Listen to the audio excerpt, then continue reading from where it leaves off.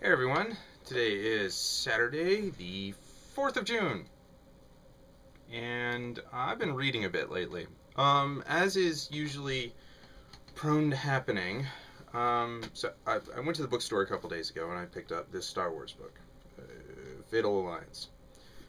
I noticed it had come out in paperback, so I went ahead and grabbed it. And I get home and find out my mom has borrowed this. I don't know if you can see that either, but it's Dick Van Dyke and My Lucky Life in and out of show business.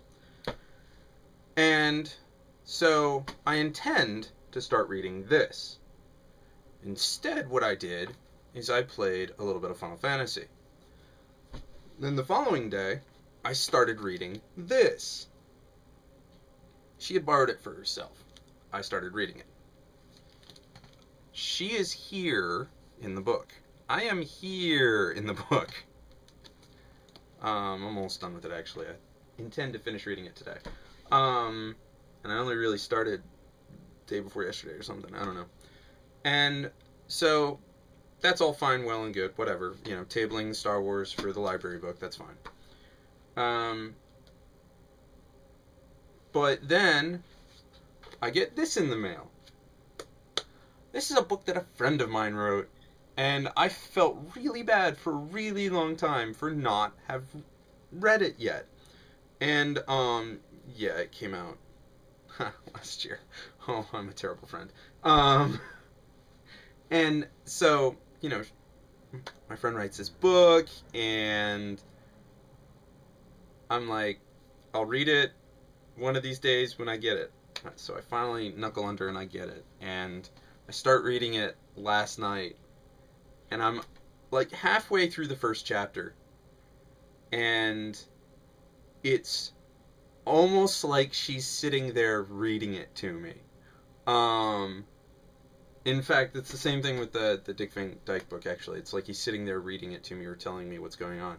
And it's almost like, actually no, it's better. It's almost like she's sitting there where we play D&D, and she's handed over her notebook to me, and I'm reading the story in one of her little doodled comic pages, and like on the sides there are the notes, and I'm just priceless. What's really funny is that you know, I actually encounter her main character on a relatively weekly basis. And so, you know, I'm sitting here going, oh my god, it's perfect. It's perfect. See, now, when I go to the game tonight, I can go, by the way, Linus, I knew your father. And then I could pull a tidbit out of here, and it would work. I don't think I should do that, but it would be funny as hell. No, the game I'm referring to is the Saturday night D&D game, and I play the Scion Shardmind Spike, and I've been playing him for about a year now. And last week we were sitting there, and we went someplace where the scenery kind of changed a bit. And so did us. You know, we got sharper, more angular. You know, it's like all of a sudden we're in high def. And so I'm sitting next to her while she's doodling our new high def versions. And she doodles her character and comes out sharp. And she doodles another character, comes out sharp. And then and I'm like, well, what about Spike? Like, he's already as angular as he can get. And the Dungeon Master goes, well, you know, he's probably... There's more of him to be angular. And so what does she do? She draws a rock with sharp points on it. And says, there you go. Oh, come on. You gave everybody the 4-star treatment. Oh, that's alright. I think she's just getting me back for when I was teasing her main character in game. Oh well. Anyways, to be honest, this book has been a dream to read. Big fan. And what's really funny is that, okay, so about half the names Dick Van Dyke mentions in here, I don't necessarily know, and or have ever seen before. But I realized that I'm being exposed to more and more stuff thanks to my parents, and I'm actually catching on to more than I should, considering I was born after most of his career was done. And it's he makes a reference to the show Laugh-In, which I knew about somewhere in the back of my head. But the other day, my dad had flipped to PBS, and they were doing a best of Laugh-In, and telethon kind of thing. And we sat and we watched it, and hands down, some of the funniest stuff I've ever seen. But because of that, I caught a bunch of stuff in here. So you never know. You really never know.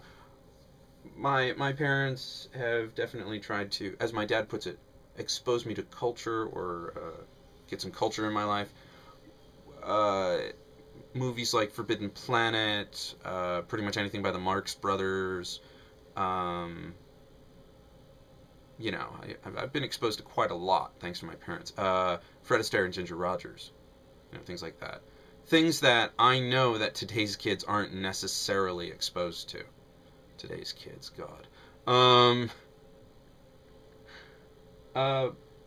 A quick note on this book here, Fiddle Alliance. I got it expecting Star Wars, and it is definitely Star Wars. I'm only about a chapter in. Well, technically 2. There's a prologue. So I'm about 2 chapters in, and they're still kind of introducing characters. The second, or chapter 2 itself, is introducing more characters.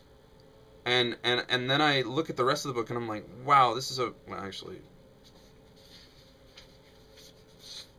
this is where the book ends, I think. So that's the book right there. 482 pages. Really? Wow. That's going to be a meat sandwich there for me to devour. It's hard to read because it's hard to keep track of all the new characters. But, I want to know the backstory before the game comes out, so I'm having too much fun reading this. Oh, man. It's awesome having a friend that's a writer that you see every once in a while. Awesome. Actually, I talk to her semi-regularly as well. Funny person. But another note is I got about halfway through what I read last night, and I actually got through a conversation that I seem to remember hearing about a while ago. I did hear about the adventure that she talks about in some of this book, and it was acted out in a role-playing setting, and so I heard all about this, and I've actually there are comic pages and things like this that I've seen, and all sorts of stuff. So I know a lot of what's going on already, but reading it this way is very, very different. And so I got partway through one of the scenes, and I had to laugh, and I put it down, grabbed my phone, got on Twitter, and just had to tell her how awesome it is. I mean, just...